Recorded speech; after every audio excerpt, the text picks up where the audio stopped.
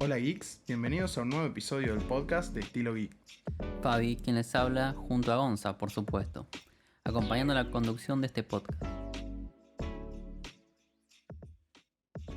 Antes que nada me gustaría comenzar hablando de una noticia de los últimos días que quizás iba a ser una crítica, pero en este momento es para celebrar. Y es que hace unos días Netflix volvió a la carga con la idea de anular las cuentas compartidas entre sus usuarios y anunció que a partir de abril de este mismo año, una cuenta que se abriera en más de un hogar iba a ser bloqueada.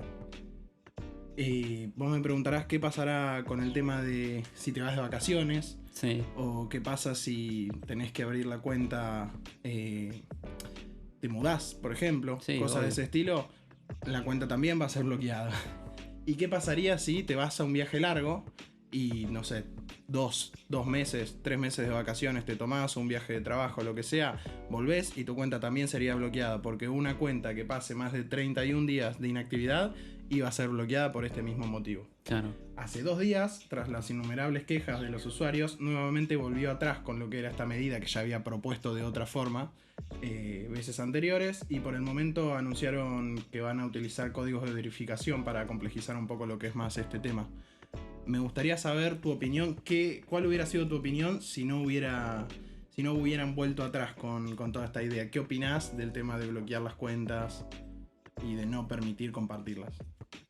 Desde ya que es una mala idea de negocio, creo que ninguna otra compañía lo hace, así que no entiendo por qué van a contramano de la lógica. Sí, siento que si estás pagando por un servicio, debería permitirte esa opción, que es lo que pagaste inicialmente. No entendí en su momento y me parece correcto que hayan dado este paso atrás porque no iba a ningún lado. Perdían los usuarios y perdía Netflix. Totalmente, yo sigo sin entender para qué ofrecen una cuenta con 4 perfiles, por ejemplo, si no puedo Sí. compartir los perfiles entre familiares o amigos y todos pagamos y vivimos en diferentes lugares. Claro. No le encuentro sentido a eso, por ejemplo. Y por otro lado, lo que siento que está haciendo Netflix cada vez más es buscando la forma de anular a Pepe45, que comparte la cuenta con su primo Sebastián38, en vez de enfocarse en lo que realmente tendrían que hacer, que es generar contenido bueno de calidad. Totalmente. Que es lo que los destacó en un principio y lo que hoy en día los está llevando a la ruina, porque la verdad que no hacen algo de calidad. Sí. Mínimamente desde mitad del año pasado, Stranger Things, no salió nada decente de Netflix. Podemos hacer alguna excepción con Merlina o quizás con Pinocho, que la vamos a hablar más adelante probablemente, pero la verdad que deplorable cómo viene manejándose Netflix con sus producciones propias. Sí, comparto totalmente. Sí, y antes de cerrar el tema, otro caso que no sé si lo mencionaste, Gonzalo, y que no me termina de cerrar esta medida es: ¿qué pasa en el caso de que yo quisiera ver una serie, una película mientras voy en un transporte público o no sé, cuando estoy en la oficina? No podría haberlo hecho, así que me parece acertado que hayan dado este paso atrás. Bien, te cuento en ese caso lo que pasaría. Para vos poder ver una serie o lo que quisieras desde un celular, desde un dispositivo móvil, lo que tendrías que haber hecho previamente es linkear tu cuenta y haber ingresado por primera vez desde tu casa para que se registre tu IP.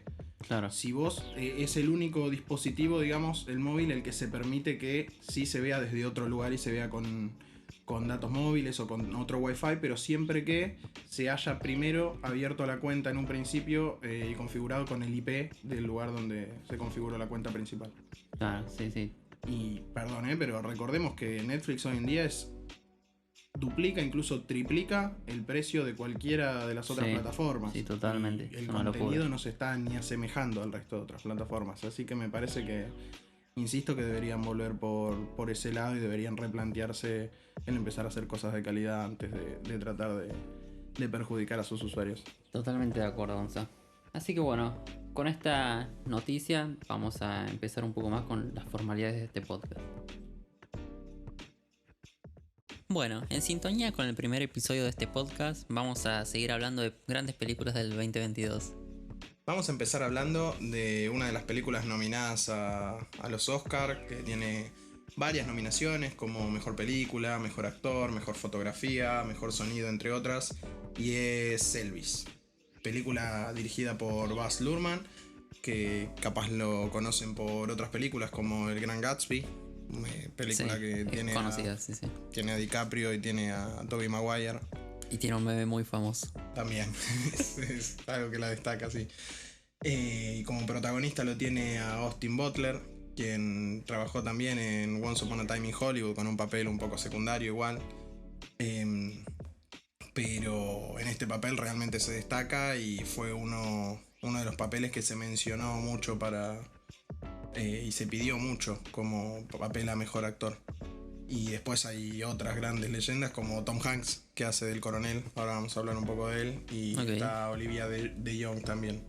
¿Dónde se puede ver esta película? En HBO Max hoy en día. Perfecto.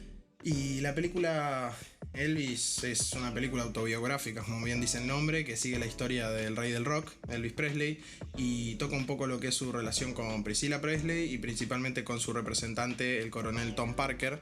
Esta película está narrada desde el lado del coronel Tom Parker, digamos. Me hubiera gustado quizás, dentro de estos detalles, que se ahonde un poco más o se trate de alguna forma diferente lo que es su relación con Priscilla, porque un dato de color es que cuando Elvis empezó a salir con Priscilla, él tiene 24 y ella 14 años. Claro. Es un poco polémico quizás. Bastante, sí.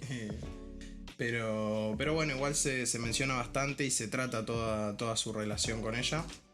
Y después otro dato de color interesante a tener en cuenta es que el coronel Tom Parker realmente nunca fue coronel.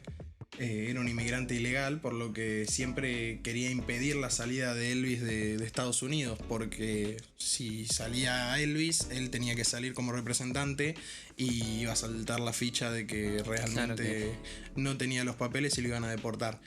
Él se encargó siempre de hacer bajo su nombre una historia de héroe de guerra y como una persona reconocida en el ejército y demás, pero la verdad que era todo mentira. Claro. Bueno, es una película que sin más véanla, si pueden verla previo a los Oscars es recomendado como para que tengan una opinión formada y es una buena película autobiográfica. No es quizás, siento que no está al nivel de lo que fue la de Queen y la de Freddie Mercury de años posteriores, pero es una buena película para ver. Ok, bueno, la tenemos en cuenta, Gonza. Gracias por tu aporte. Bueno, vamos a hablar de otra de las películas, en este caso Nope, la tercera película del famoso director Jordan Peele, que seguramente lo tienen de algún lado. Si lo tienen de algún lado es de Get Out o Huye en español y de Us o Nosotros en español sería. Son dos películas bastante famosas que son medio un terror, un thriller psicológico que le han ido muy bien, han tenido bastante éxito y ahora viene con su tercer película Nope. Es una película más rara quizás que las otras dos. Trata de dos hermanos. Daniel Kaluuya interpreta a uno de ellos. Daniel Kaluuya es el actor principal también en Get Out. Eligió un cast similar, eligió volver a traerlo para trabajar con él. Y la hermana de él es interpretada por Keke Palmer, que trabajó en otras cosas como Scream Queens, no ha tenido una gran relevancia. Y sí hay otro actor bastante importante acá que es Steve Yeun, que es uno de los que tiene uno de los papeles más conocidos en The Walking Dead. Ah, ok. Seguro lo tienen de ahí. Si lo buscan lo van a reconocer al toque. ¿Dónde ver esta película? ¿Dónde se puede ver? Hoy en día no está disponible en ninguna plataforma y desde este podcast obviamente no aconsejamos verla desde Cuevana o de Stremio, guiño guiño. No podemos hacer alusión a la piratería, guiño guiño, pero sepan que de ahí no es recomendable verla, guiño guiño. Perfecto. Bien, se entendió. Perfecto. En cuanto a lo que es un poquito la sinopsis de esta película, sin dar mucho spoiler, se puede decir que los dos hermanos empiezan a notar que ocurren fenómenos inexplicables en lo que es su propiedad. Tienen un rancho criado por el abuelo y el padre de ellos, donde criaban caballos para entrenarlos para películas de Hollywood. Y, y bueno, se sumergen en situaciones cada vez más complicadas y peligrosas para intentar descubrir lo que está ocurriendo ahí, donde acaban por poner lo único que tienen, que es este negocio que levantó su padre, ¿no? Su padre y su abuelo, digamos, es un negocio familiar. Claro. Algunas de las cosas interesantes, como datos de color para hablar de esta peli, es que tiene como una filosofía medio extraña detrás y algo interesante, que es que habla sobre los malos milagros. No quiero dar mucho spoiler, pero en un momento como los hermanos hablan del fallecimiento del padre producto de que una moneda cae del cielo y le perfora el cerebro. Es como que un milagro de que caiga una moneda del cielo, pero no termina siendo un buen milagro porque produce el efecto adverso, digamos. Y es un concepto raro para tener en cuenta que te deja pensando bastante, ¿no? Pero es una peli bastante buena.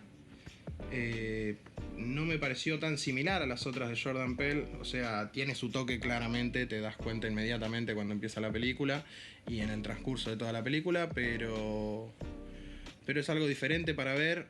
No encontré algo similar en el año a esta película, así que la recomiendo para que la vean también. Buenísimo, Gonza. La vamos a tener en cuenta. Seguimos avanzando. Bueno, Gonza, sé que vas a hablar de una película que es más el estilo que suelo ver yo, así que te dejo que tires tu magia. Bien, vamos por otro estilo totalmente diferente a lo que veníamos, algo un poquito más infantil, como le gusta a Fabi. Vamos a hablar de, para mí, la mejor película infantil del 2022, que fue Minions, El origen de Gru. Una película dirigida por Kyle Balda y protagonizada en la voz de Gru por Steve Carell, como siempre, que tampoco tiene al día de hoy dónde verla, no tiene ninguna plataforma. Y repetimos anteriormente, Fabi, te lo digo a vos más que nada, no te aconsejo verla ni por Cuevana ni por Stremio. Bueno, dale, sigo tomando el consejo. Bien. Esta peli habla de los inicios de Gru, de cuando Gru era chiquito, que en los años 70 Gru crece siendo un gran admirador de un grupo llamado Los Salvajes 6. Es un supergrupo de villanos que es como la sensación entre todos los villanos del momento. Para demostrar que él puede ser malvado, diseña un plan con la esperanza de formar parte de la banda.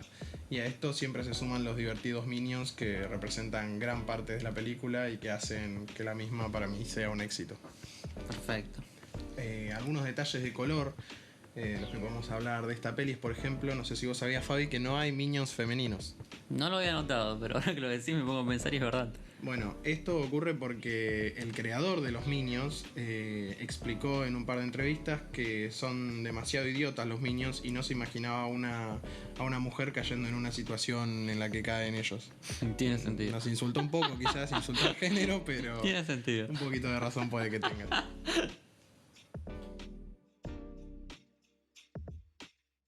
Bueno, vamos a meter otro cambio drástico de géneros y vamos a hablar de algunas películas de terror. Ahora voy a empezar con The Menu.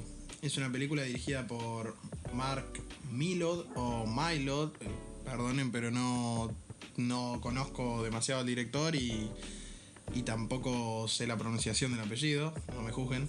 Perfecto.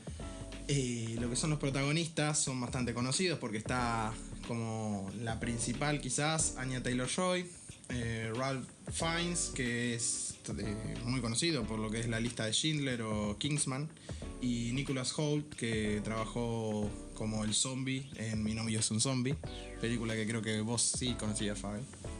Sí. Hoy en día esta película se puede ver en Star Plus, y en cuanto a la sinopsis, se trata de una pareja que asiste a uno de los restaurantes más emblemáticos, quizás uno de los más especiales, un restaurante que se encuentra en una isla y que no es para cualquiera, sino que se tiene que hacer una reserva previa.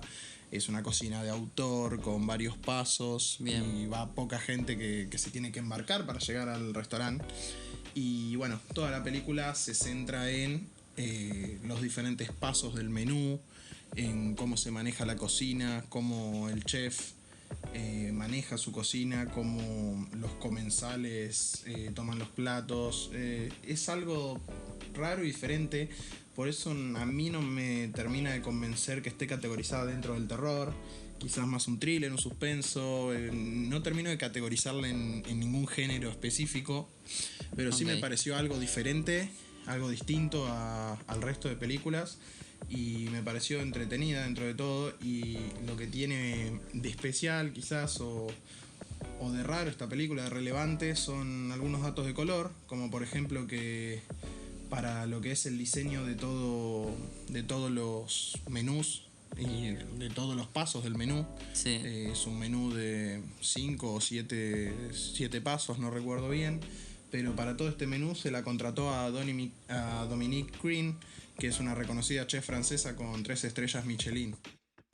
Y ella estuvo presente durante todo el rodaje para dar vida a todos estos platos que se sirvieron y para manejar un poco o explicar el funcionamiento de lo que era la cocina como ella lo concibe, para que los actores tengan un manejo de la cocina bastante real. Otro detalle muy particular es que no se contrató todos los actores de cocina.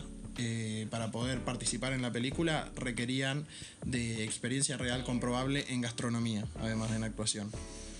¿No es demasiado exigente?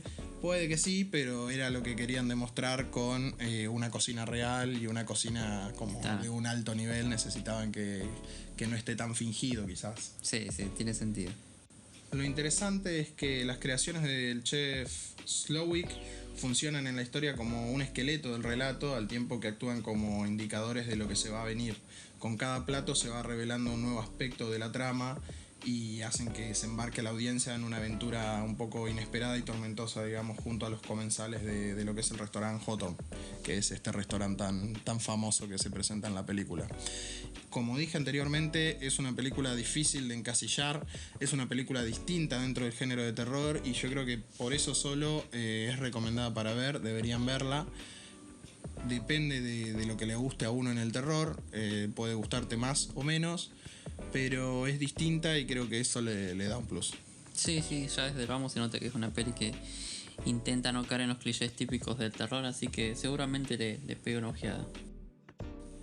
Vamos ahora con otra de las películas del género este de terror en el que nos metimos ahora. No sé por qué se volvió tan oscuro el podcast de repente. Sí, pero sí. Y no estamos en Halloween todavía. No, pero tenemos un par de pelis más de terror para mencionar. Entre ellas, Barbarian. Una película de Zack Krieger y que tiene como protagonistas a Bill Skarsgård, o no me va a salir el apellido, es un apellido nórdico. Es muy conocido igual, es quien interpretó a It, al payaso en It. Mira. Y es hermano para los que no lo conocen, de Floki, por ejemplo, uno de los principales en la serie de Vikings. También lo acompaña a Bill, principalmente Georgina Campbell, que es la otra protagonista, incluso es más protagonista que Bill. Y luego está también Justin Long, que es conocido por películas como Accepted o Simplemente no te quiere. Esta película puede verse en Star Plus y es otra película un poco extraña a lo que se está acostumbrado a ver. En cuanto a lo que es la sinopsis, podría contar que Georgina Campbell, quien hace de Tess en la película, alquila una casa donde pasar la noche durante una visita a Detroit por trabajo, y cuando llega descubre que ya hay un hombre habitando la casa. Okay. Poco loco. No era el mejor vecindario, la verdad. Estaba complicado primero estaba complicado para alquilar otra cosa porque era una noche de tormenta, y después que todo el vecindario alrededor se notaba que era un vecindario un poco polémico. Cuando entra y descubre a este muchacho, decide de todas formas quedarse, lo cual es un poco extraño, pero bueno, si no se hubiera quedado y no hubieran acordado quedarse juntos, no hubiéramos tenido película. Necesitaba hacerse por la trama. Y bueno, va a descubrir con el correr del tiempo que el desconocido, digamos, no es lo único que hay en la casa. La doble reserva esta que se hace en Airbnb fue por una experiencia propia que tuvo el director. A ver, eso me interesó. Él contó que no fue exactamente igual lo que a él le sucedió, digamos, en la experiencia real, pero sí le ha pasado que reservó un Airbnb. Cuando llegó, no le abría la llave y era porque había una llave del lado de adentro, entonces decidió ir y alquilar otro lugar. No, Qué lástima que no tuvo toda la peli ahí adentro. no fue como nuestra compañera Tess, que decidió quedarse a evitar la película. No quiero revelarles demasiado, no quiero hacer mucho spoiler. Tenemos unos datos de color más que no se pueden mencionar porque serían spoiler de la película. Perfecto, Pero no los mencionamos. no, pero sí lo que quiero hacer hincapié es que se narra diferente. Esta película tiene como varios enfoques. Se narran enfoques desde diferentes perspectivas de los diferentes protagonistas. Y siento que hasta el momento del clímax, donde se descubre lo que realmente está sucediendo, es un peliculón. Y luego de que se descubre, empieza a decaer un poco realmente. Ok. No superó, la verdad que no superó mis expectativas. Es una película de las mejores rankeadas del año pasado en lo que es el género de terror. A la mayoría de la gente le gustó muchísimo. Si me preguntás a mí, es una película de 8 puntos, en 8 o 7 puntos, hasta que se revela el clímax y se revela todo lo heavy en la película. Y una vez desde que se revela el clímax, que sería la mitad de la película en adelante, decae y puede ser un 4. Ok. De todas formas, los invito a que generen su propia opinión de la peli y luego nos pueden comentar en los comentarios o nos pueden escribir por Instagram y demás redes a ver qué opinan al respecto. Sí, estamos abiertos a sus comentarios y esperemos que nos puedan seguir a nuestro Instagram y que se puedan suscribir a nuestro canal de YouTube. Vamos con la última de las 3 pelis de terror que teníamos para hablar. Dale, Gonza. Y para mí mejor que Barbarian, que es Smile, dirigida por Parker Finn. Y como protagonistas los tiene a Susie Bacon, que trabajó en 30 Reasons Why, de las series más conocidas en su momento de Netflix. Sí. Tiene también a Caitlin Stacy, a Kylie Garliner y a J.C. Asher, que J.C. Asher es muy conocido por The Voice, una serie de Amazon que la está pegando y es buenísima, súper recomendada. Otra de las pelis que les traemos, que al momento no tiene una plataforma para verla, no vamos a volver a repetir lo de siempre, que no estamos de acuerdo con la piratería, pero si la encuentran en algún lado y la pueden ver, es súper recomendable esta peli. Me parece, a mi gusto, de las más tradicionales en cuanto al terror. No me pareció una peli que innove tanto, quizás como Barbarian en algunas cosas o como The Menu. Bien. Pero dentro de ese tradicional terror me pareció de las mejores del año, realmente. Smile trata sobre la doctora Rose Cotter, quien presencia el colapso mental de uno de sus pacientes, que le advierte que un ente con una sonrisa macabra lo está atormentando. Luego de este evento, la doctora empieza a experimentar los mismos síntomas que le había dicho su paciente. Empieza a ver personas con sonrisas macabras que lo siguen, y como si se tratase, digamos, de una maldición. Claro. No quiero dar mucho más detalle de la peli porque sería spoiler, pero sí los invito a verla. Es de las mejores películas de terror del año para mí.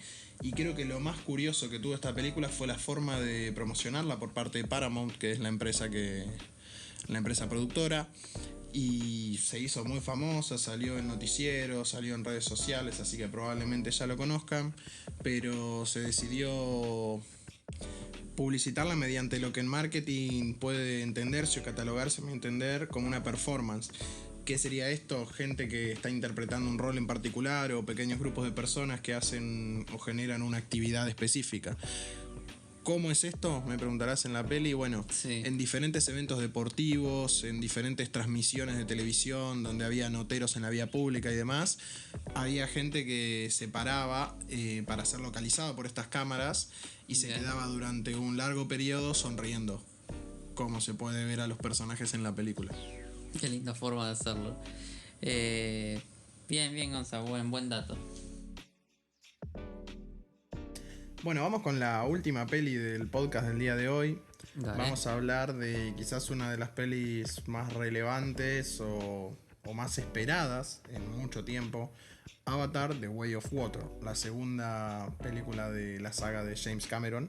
Tantos años pasaron, ¿no? 12 años. Una locura. Se tomó su tiempo James, pero al fin llegó. Sí, totalmente. Los protagonistas de esta peli siguen siendo los mismos que los de la primera.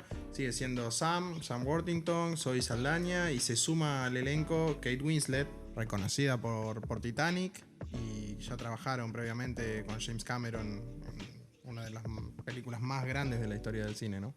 Sí. Avatar: The Way of Water sigue con la historia del primer film. Luego de varios años, Jake Sully logra formar una familia con Neytiri, creo que era el personaje de Zoe Saldaña en la 1, y con la nueva llegada de los humanos, digamos, a lo que es Pandora, deciden exiliarse para proteger al pueblo. Y comienzan todo un nuevo estilo de vida en las tribus del agua. Si algo tengo que mencionar de la peli, probablemente no soy el único y a mucha gente le ha hecho ruido, es que James Cameron ya habló de que la tercera película va a tener muy presente una tribu del fuego. Ok. La primera de las películas nos habló del pueblo de Pandora y de la nación esta que tenía muy arraigado los animales y todo lo que era el aire, por así decirlo. Sí. En esta película nos hablan mucho de todo lo que es una tribu del agua y cómo se comporta toda esta tribu. Sí. Y en la tercera nos van a introducir una tribu de la Nación del Fuego. Desde acá le mando un saludo a mi querido amigo Ang y a Nickelodeon. Era inevitable la comparación. Me parece que hay algo, no sé si lo llamaría plagio hasta no terminar de verlo, pero me parece que en la historia un poquito que se pisan, ¿no? ¿Sabes que la primera vez que fui a ver esta película, cuando se estrenó la primera, pensé que iba a tener algo de eso y me llamó la atención que no toquen ese tema, pero bueno, ahora con esta, The Way of Water, y la que se viene, me parece que todo apuntaba a eso que pensamos todos originalmente. Bueno, de hecho te cuento más, lo que es Avatar, la leyenda de Aang, de Nickelodeon, tuvieron que agregarle en el título la leyenda de Aang debido a que Avatar ya era un nombre que había sido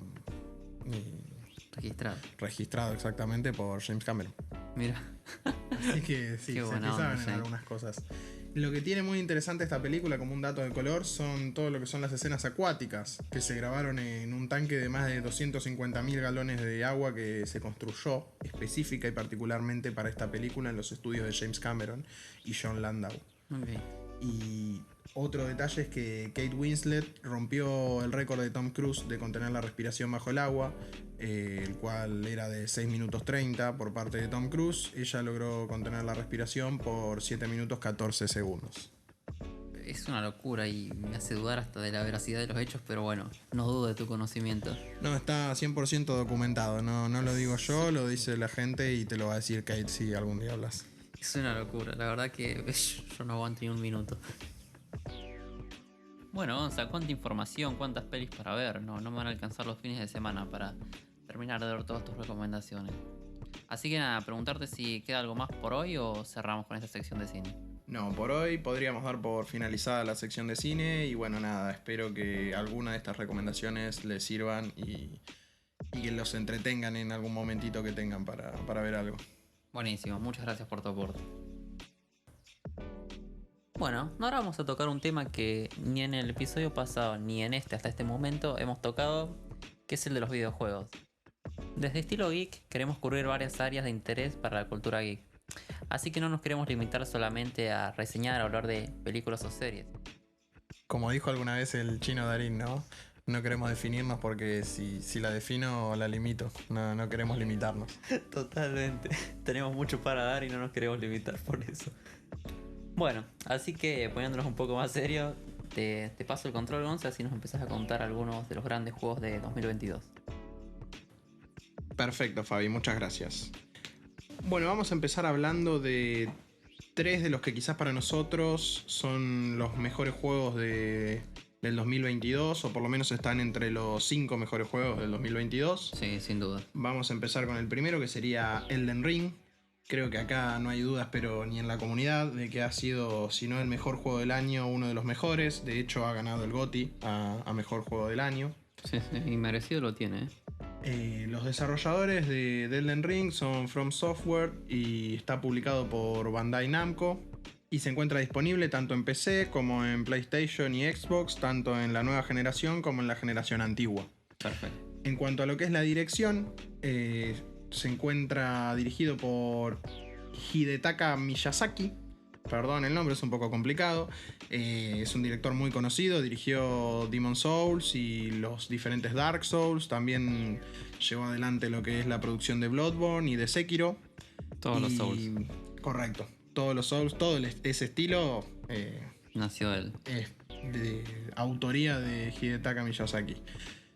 En este juego particularmente tiene la ayuda de un escritor muy famoso, muy conocido, lo van a conocer por House of Dragons, por Game of Thrones, George Martin, a quien también le mandamos un abrazo porque para los amantes de lo que es Game of Thrones, nunca cerró con el libro final. Nunca pudimos ver el final que él hubiera querido de la serie porque frenó todo para escribir este juego. Así que desde acá le mando un saludo. Sigo esperando el final que merecía Game of Thrones. En cuanto a lo que es un poquito la sinopsis de este juego, Elden Ring trata acerca de una región llamada Tierras Intermedias, donde gobernaba la reina Marika, la Eterna, quien era guardiana del Círculo de Elden, una fuerza todopoderosa que representa el concepto del orden hasta que lo destruyó y huyó. Bien. Frente a esta situación, sus hijos, que eran semidioses, comenzaron a pelear entre ellos para obtener las diferentes partes del círculo. Este evento fue lo que fue conocido en el juego como la Guerra de la Devastación. Okay. Y bueno, el jugador en Elden Ring es un sin luz exiliado de las Tierras Medias que tiene como objetivo volver al lugar para reparar el Círculo de Elden y convertirse en el Señor del Círculo. Perfecto. Lo importante o interesante de este juego es que George se encargó de todo lo que es el trasfondo de la historia del juego, dejando de lado el próximo libro, como dije antes, de Canción de Hielo y Fuego, para sumarse al proyecto. Y recientemente se creó un mod para todo lo que es Elden Ring, que se llama Randomizer, y provoca que todos los bosses del juego y los enemigos respawnen en un lugar aleatorio. Por lo que se le agregó quizás una suerte de rejugabilidad que el juego no tenía tanto. Realmente podía tenerlo si se juega con las diferentes clases que nos permite crear de nuestro personaje al principio del juego, pero acá se le agrega un plus, que es el de quizás enfrentar al boss final al principio y tener al boss de la mitad del juego en el final, y uno no sabe lo que se espera, y al tener niveles más bajos se vuelve más complicado, y lo vuelve... Le agrega un plus para la rejugabilidad que me parece bastante interesante, ¿no? Sí, todo eso. Y bueno, como habíamos mencionado anteriormente, ganó el GOTY en la Game Awards, así que creo que no quedan muchas dudas de que si no fue el juego del año... Estuvo ahí, sin duda. Estuvo ahí, pero todo indica que lo fue. Bien, vamos con el segundo de los juegos a tratar, el God of War Ragnarok, desarrollado por Santa Mónica Studios y publicado por Sony Interactive. Un juego exclusivo de PlayStation que salió tanto para la nueva como para la vieja generación. Bien. Nada quita, teniendo en cuenta que ha salido hace poco el God of War del 2018 para PC, que no vaya a salir este en un futuro. Sí, de hecho, lo más probable, correcto, lo más probable es que en un futuro podamos ver este juego en Steam. Totalmente. En cuanto a lo que es la dirección, no hay un director que sea muy relevante para mencionar, sino que es una idea que siempre la lleva a cabo Santa Mónica con todo su equipo, que no suele variar demasiado, pero no es como Hidetaka, que es el director, claro, en el juego, el que le pone su impronta o algo por el estilo, sino que es más una decisión de estudio. Perfecto. En lo que es un poco la sinopsis de este juego, nos sitúa 3 años después de la pasada entrega, con un Kratos y una Atreus que deberán atravesar los nuevos reinos para evitar el Ragnarok, a la vez que investigan sobre la identidad de Atreus como Loki. Al igual que el pasado juego, explora todo lo que es la mitología nórdica, pero a la vez profundiza aún más, permitiéndonos ingresar en los 9 reinos. En el primer juego solo podíamos ingresar en 6 de estos 9 reinos que claro, nos mostraba. Y algunos datos de color interesantes es, por un lado, que fue el primer God of War Next Gen, y este juego nos acerca un personaje de Odín diferente a lo que solemos ver, y quizás al mejor Thor que se haya creado hasta el momento en algún videojuego, e incluso comparado con lo que vendría a ser hoy el Thor de Marvel, quizás Bien. Creo que lo supera con creces. Y en cuanto a lo que es la jugabilidad, por último, para mencionar un poquito, podemos hablar de que mantiene una jugabilidad muy similar a lo que es el God of War de 2018.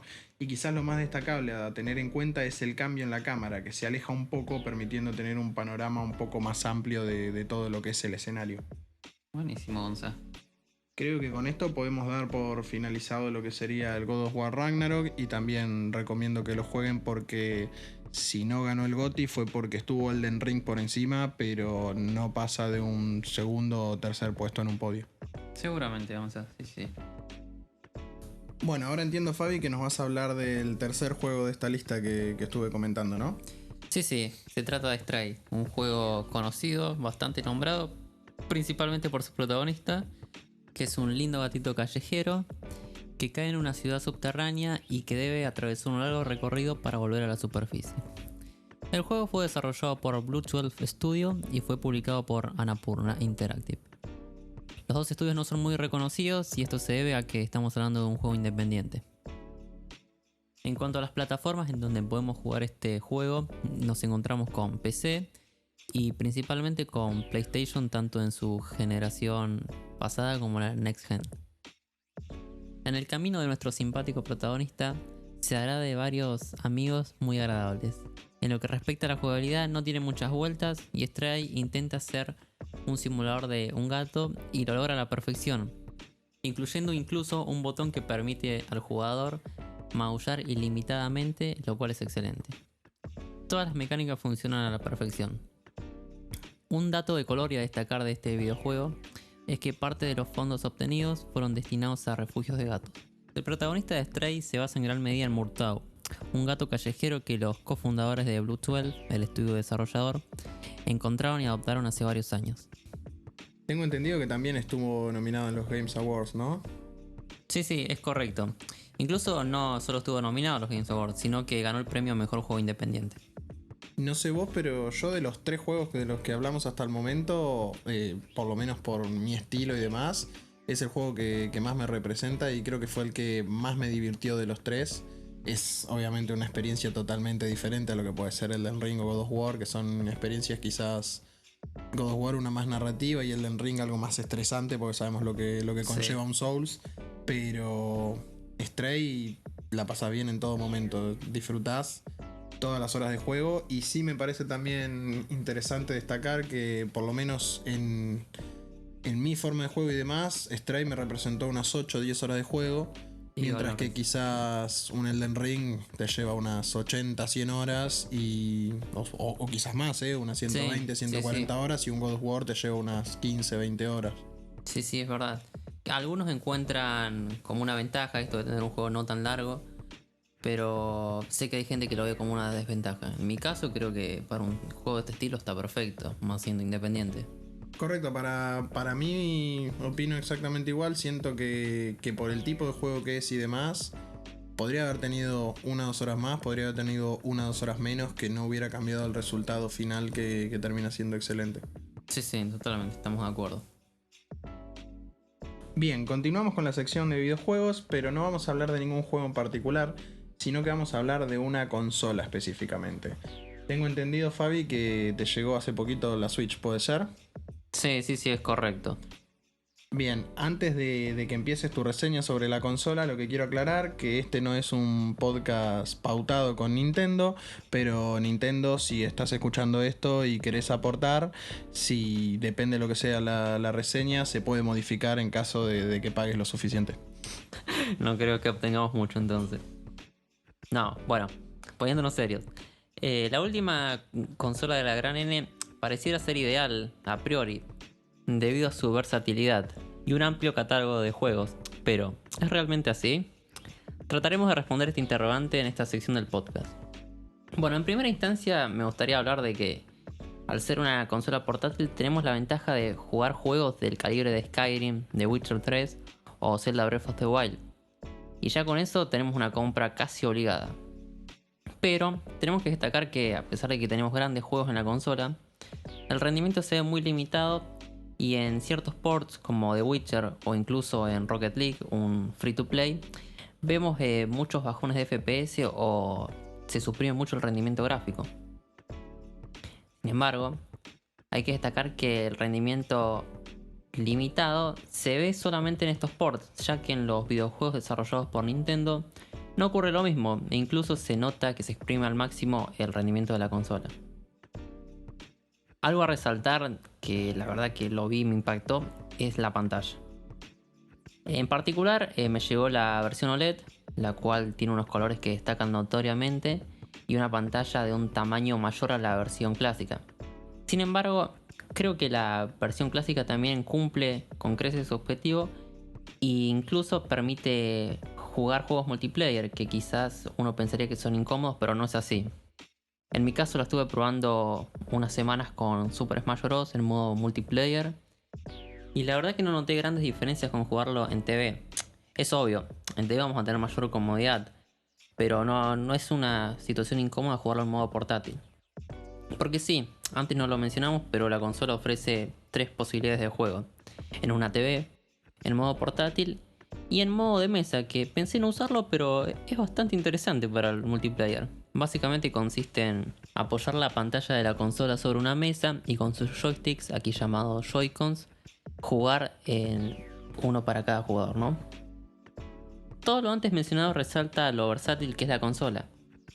En cuanto a su catálogo tenemos juegos como los Pokémon, Zelda, Mario, pero también tenemos juegos third party como The Witcher 3 antes mencionado, Fortnite, Persona 5, Nier Automata, entre otros. Hasta acá la consola pareciese casi perfecta, pero ¿en qué flaquea? Bueno, en primer lugar tenemos lo que mencionamos antes. Hay ports muy mal logrados, pero esto se debe también a la poca potencia de la consola, que le hace imposible competir con gigantes en potencia como la Play 5 o la Xbox Series X. A causa de eso la resolución llega a 1080p en modo TV, mientras que en modo portátil se limita a solo 720p. A pesar de ello, y como dije antes, se observa mejor en modo portátil debido al tamaño de la pantalla. Perdón, Fabi, en cuanto a lo que es, por ejemplo, la Steam Deck, tengo entendido que la Steam Deck tiene más potencia, ¿no? Que la Switch. Sí, totalmente, es correcto. Es el gran competidor, creo, hoy por hoy de la Switch y que en potencia no tiene comparación. ¿En qué gana la Switch? En el precio. Actualmente el Steam Deck no está controlando ese tema. Y asumo que también gana en los exclusivos. Totalmente, que fue siempre el caballito de batalla de Nintendo. Así que bueno, sin más, un otro aspecto a mejorar de Nintendo y que dudo que lo mejoren ya que es un problema que viene arrastrando desde la Wii, es su online. El problema acá es que lo hicieron de pago, como lo hacen otras compañías. Tenemos errores de mucho lag en juegos de tipo competitivo, lo cual es bastante negativo, como es el caso de Smash Bros. Pero también tenemos problemas en juegos retros que incluye la suscripción, como Super Nintendo o Nintendo 64, que está correcto, que está incluido, pero el problema yace en que el modo multiplayer online también posee algunos bajones de FPS y lags que a veces lo hacen un poco incómodo de jugar. A nuestro entender, otro punto débil es un precio un poco excesivo, que aunque es competitivo frente a otras alternativas como la Steam Deck antes mencionada, sigue siendo muy flojo para la potencia, que es lo que venimos mencionando, y también a su calidad de materiales, que dista bastante de lo que suele ofrecer Nintendo y es algo que me sorprendió para mal. Un punto de comparación del modo portátil se puede dar con el gamepad de la Wii U. En el caso del gamepad de Wii U, Gonza, se siente una firmeza increíble y durabilidad. De hecho, yo conseguí la consola hace no tanto usada y casi que estaba como nueva. Perdón, te hago una consulta. Sé que vos sos un chico Nintendo. Si me tuvieras que dar un podio de las consolas de Nintendo de las que has jugado, más o menos, ¿cómo podría ser un top 3? Uff, me agarraste en offside, Me cuesta, Pero... La Wii creo que está allá arriba, pero... La Wii te ofrece eso también, una Wii y una Wii U, al precio de una Wii U básicamente. Así que tengo que haber puesto uno a la Wii U, aunque la Wii sea mi consola favorita. Después te ubico a la 3DS probablemente. Y ese tercer puesto no sé a quién se lo doy. Creo que a la DS porque... Bueno, es portátil, tiene un catálogo increíble. Y al día de hoy creo que es bastante accesible y bastante fácil de conseguir. Bien, creo que era para entender un poco más esto de en qué posición quedaba para vos la Switch, ¿no? Porque por lo que me estás comentando no entraría en tu top 3 de preferencia de consolas de Nintendo. No lo incluiría, pero sin duda es un consolón. Tiene estas fallas nomás. Que, como digo, la Switch vos la puedes comprar nueva y se siente algo débil, si ya tuviste otra Nintendo en la mano. Incluso la sensación de al agarrar el mando es que en cualquier momento se van a romper los sticks de los Joy-Cons. O incluso los botones tampoco dan esa seguridad que te dan poner la mencionada 3DS o la DS. Otra cosa que no me gustó de los materiales son los rieles que le hacen la fama de acoplar y desacoplar los Joy-Cons, los joysticks. Que no dan mucha seguridad y se sienten que en cualquier momento esos rieles se van a doblar y chau esa funcionalidad. Más allá de lo que dijimos y del top que me hiciste armar y que seguramente en unas horas me arrepienta, pareciera que estamos hablando de una consola no recomendada, pero no, es todo lo contrario. Es totalmente recomendada si se dispone del capital para invertir en esta compra. Creo que es una consola muy interesante para alguien que nunca tuvo un sistema de Nintendo. La amplia variedad de juegos además la hace recomendable para cualquier usuario. Como dije, hay muchos first party de Nintendo o también hay muchos third party, incluso juegos del estilo competitivo como pueden ser Fortnite o Rocket League. Quizás aquellos como mi caso que vienen usando consolas de Nintendo le encuentren algunas fallas antes mencionadas y con ellos capaz que no tienen ganas de adquirirlas. Pero más allá de eso, creo que es una consola totalmente recomendada y deberían invertir, aunque sea en alguna de las 3 versiones que no lo comenté. Pero tenemos una versión económica, que es la Switch Lite. Una versión, la versión normal, que es la gama media. ¿Correcto? Y por último tenemos lo que sería la gama alta, entre muchas comillas, de la serie de Switch, que es la Switch OLED. ¿Qué es lo que cambia entre ellas? ¿La definición de la pantalla o algo más? Hay varias diferencias, pero a grandes rasgos los tamaños, en primer lugar, de las pantallas. En Switch Lite es la más diferente de todas, la más económica. Perdemos la posibilidad de conectar a la TV y usarlo en modo mesa. Solamente nos ofrece la posibilidad de jugar portátil. En la versión clásica tenemos lo mismo que en la OLED, con una pantalla un poco más chica, no mucho.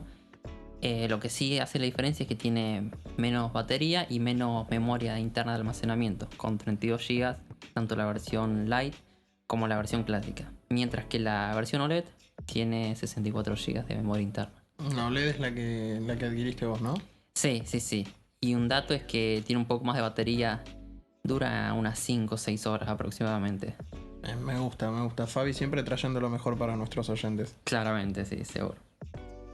Así que bueno, mi recomendación ahora para aquel que quiera adquirir una Switch es obviamente adquirir la mejor, la OLED. Pero si no es posible adquirirla debido a su excesivo precio, también se puede optar por la opción de adquirir una Switch Lite que solo ofrece el modo portátil. O también, pero bueno, esto viene en mi caso que me gusta mucho Nintendo, recomiendo adquirir una Wii U que ofrece una buena parte del catálogo de Switch, como los Bayonetta, salvo el último, el 3, Donkey Kong Country, y se destaca Zelda Breath of the Wild, que es uno de los vende consolas de Switch. Bueno, también lo tenemos en Wii U y a un precio un poco más accesible. Así que bueno, sin más, esta fue nuestra reseña de la consola. Espero que les haya gustado. Buenísimo, Fabi, muchas gracias. Doug Bowser, si estás escuchando esto y querés que hablemos de que Sí, repentinamente mejoraron los materiales de la Switch, nos podés escribir al privado y con la donación pertinente puede cambiar un poco la reseña. Sí, y que la mande, por favor, así la probamos también. Que mande 2. Podés mandar 5 y así revendemos algunas también. Bueno, ya estamos terminando por el día de hoy. Antes de cerrar, nos gustaría invitarlos a suscribirse a nuestro canal de YouTube y a seguirnos en nuestro Instagram estilogeek._ Por otro lado, nos gustaría invitarlos a que nos escriban por nuestro mail estilogeek.oficial@gmail.com y nos pidan si quieren alguna reseña en particular sobre alguna serie, alguna película, También si tienen algún juego presente que les haya gustado y quieran invitarnos a jugarlo para que lo reseñemos, o incluso si quieren recomendarle alguna banda o algunos temas a Fabi para que dé su opinión al respecto, pueden hacerlo mediante nuestro mail que lo vamos a estar leyendo continuamente. Y por otro lado, estamos prontos a abrirnos un canal de Twitch para poder hacer streams sobre diferentes juegos y demás que vamos a ir jugando, o quizás algún directo hablando sobre música o sobre películas o series. Es así. Bueno, geeks, esperemos que les haya gustado este nuevo episodio y esperamos verlos pronto en un siguiente episodio de Estilo Geek. Sí, chau chau.